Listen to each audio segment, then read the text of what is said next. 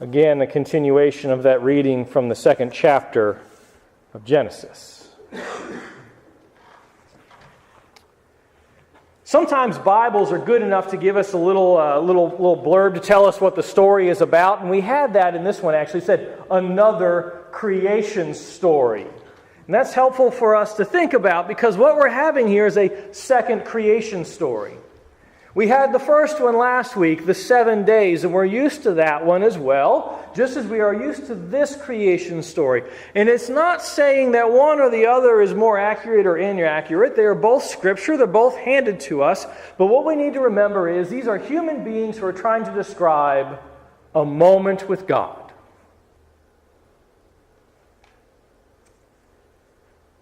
It's like trying to describe the color of a carpet. You're going to argue over it.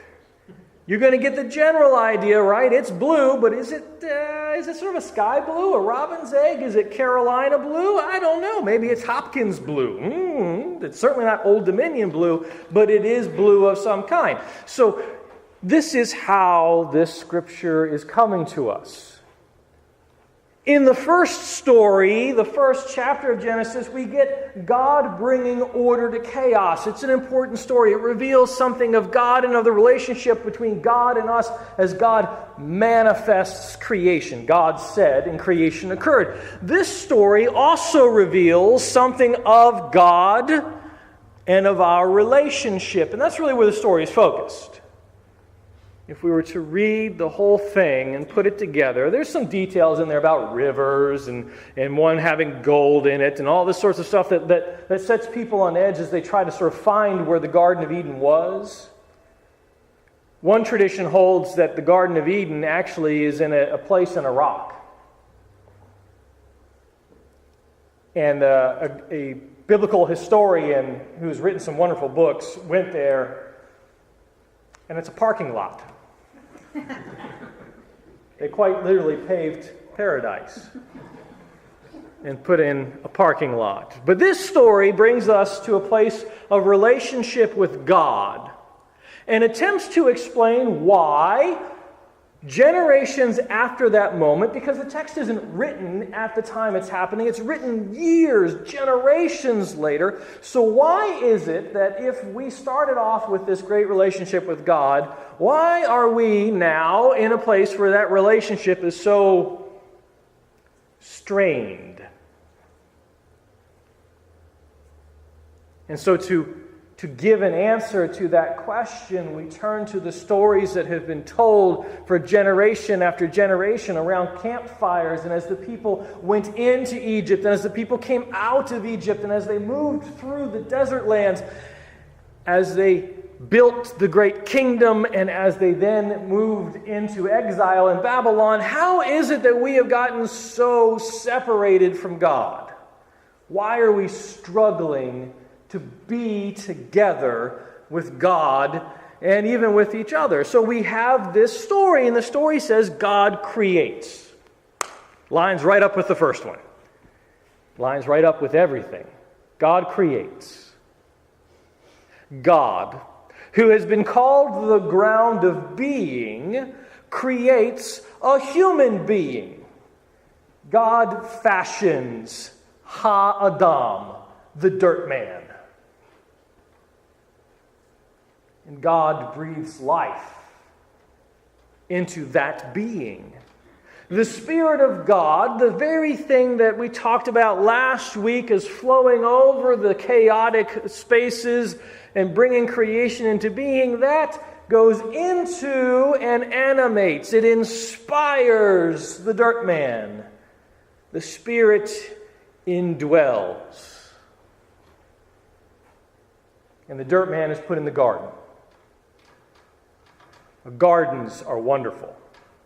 This garden is wonderful. Don will tell you just how wonderful a garden can be. And having eaten some of the produce that Don's garden has produced, I will tell you, Don's garden is wonderful.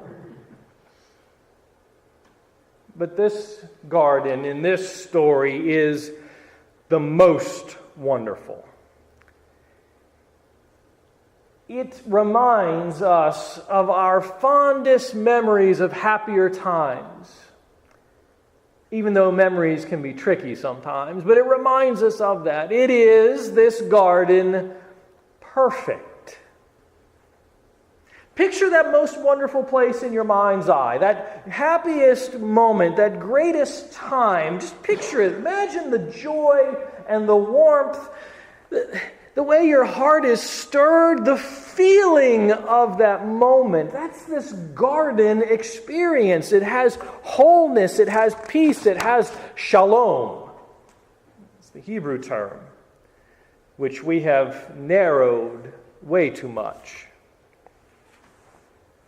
That is where creation, and more importantly, this dirt man, for our story, exists.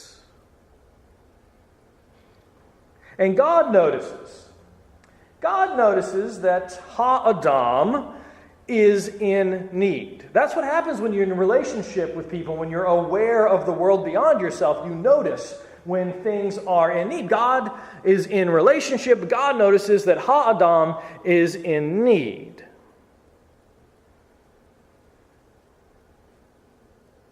Now, when this story is finally written down for us, after generations of being told, people understood something about being in need as human beings. We understand that need. That need that exists for the most part, much of the time, for the vast majority of us. We understand that there is a need because we are wired to be together. We are created for community.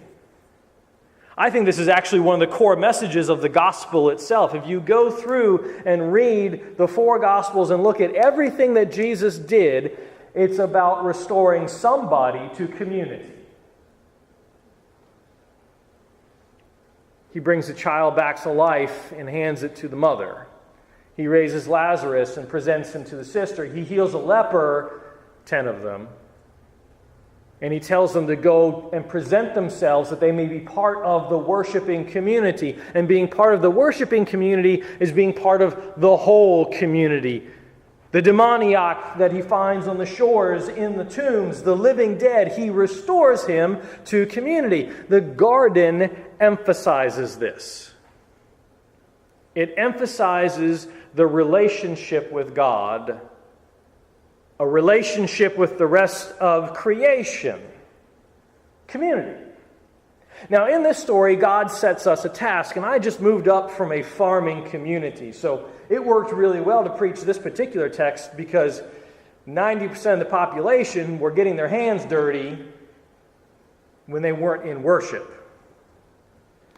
And when we lived in Ohio, when Brooke and I first started dating, she attended a small UCC church, and the UCC church that's there was the only thing left of the town.